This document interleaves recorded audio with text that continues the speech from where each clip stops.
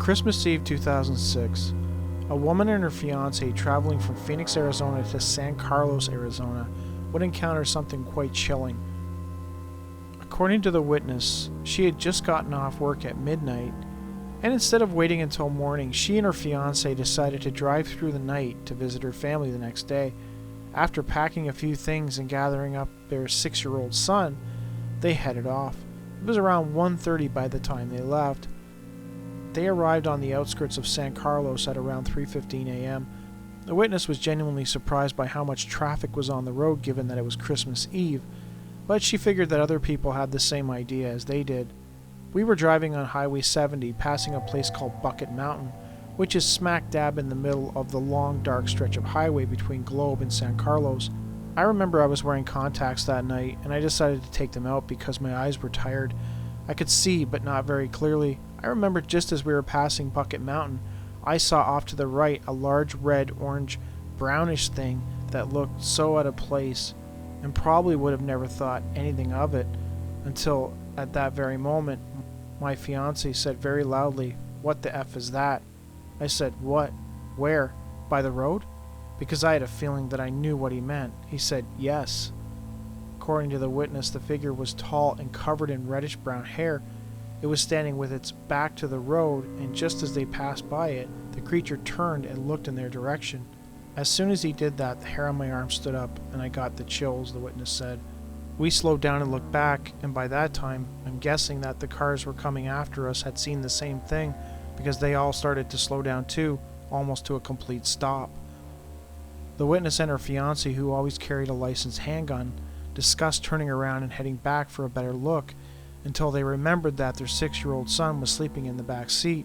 They decided, for their safety, it was best to just forget about it and keep going. To this day, I still wish that we had gone back. I don't know what we would have done if we found what we were looking for, because I'm sure I would have just frozen up with fright. In Seattle, Washington in 1985, a man named John claims he had a strange visitor stop by his house on Christmas Eve, and it wasn't Santa Claus. This case appeared on Coast to Coast Radio on September 30th, 2016. John claims that in the winter of 1985, he and his brother were staying at his parents' house on the lake for Christmas holidays. To accommodate them, the mother had placed a pair of small cots down in the dining room area. John recalled that it was Christmas Eve and everybody was in bed asleep. John and his brother had stayed up late watching TV. Eventually the brother left and went to bed. John remained in the living room area a little longer but decided to follow him into bed. As John entered the dining room, he noticed that his brother was still up, sitting at the dining room table meditating, something he liked to do. He was sitting cross-legged. That's weird, I thought. That's kind of nutty looking. I didn't really get that stuff, so I kind of snickered. I went to the bathroom, then came back out and got into the cot and laid down. I was trying to be quiet because I didn't want to disturb him, you know? John claims that as soon as he lay down, his evening of terror would commence. As soon as I laid down, as soon as my head hit the pillow actually, I was paralyzed. I couldn't move and I just started freaking out. I could only move my eyes. Unlike a typical sleep paralysis episode, John claims that this happened mere seconds after laying down. He was fully awake and had not even had the chance to relax in bed before the paralysis took hold. I mean, this happened the second I got in bed. It was frightening. So I'm trying to look at him, my brother. I'm somehow thinking that he's causing this. I don't know. It's very confusing. But the fear was incredible. I started yelling at him.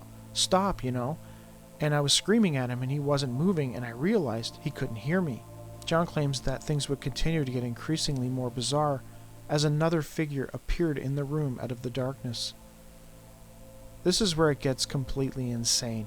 So I'm like covered in sweat. I'm freaking out. I don't know what's going on. I never heard of sleep paralysis or any of this freaky stuff. I look at the foot of the cot and there's this, and this is completely true, there's this lizard guy standing there with his arms folded and he's just laughing at me. John claims that the entity was solid, not ghostly, and he was wearing a vest and what appeared to be a holster. The strangest thing was that the reptilian-looking man seemed to have something on its back. To John, it almost looked like an ant or a turtle, but he wasn't sure either way. This entity continued to laugh at him before eventually vanishing. John believed that this creature somehow caused his paralysis. He felt a mix of emotions including anger and fear.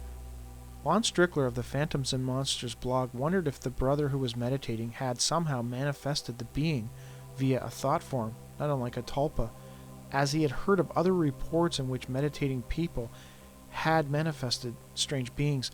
Regarding the thing on its back, Lon speculated it may have been a juvenile, or it was merely part of the creature's uniform. Granted, given that it was Christmas Eve, I guess it's possible that it was just a bag of toys. I guess. Maybe. Okay, maybe not.